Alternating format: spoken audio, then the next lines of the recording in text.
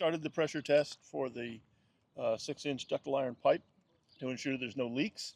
Before we started the pressure test, we talked a lot about safety because there's 150 psi, pounds per square inch, that will be going into the pipe. We've marked each joint in the pipe with a yellow crayon, and that way we can see if the joint is moving under that extreme pressure. We have a pressure gauge. We're holding it 150 pounds per square inch right now.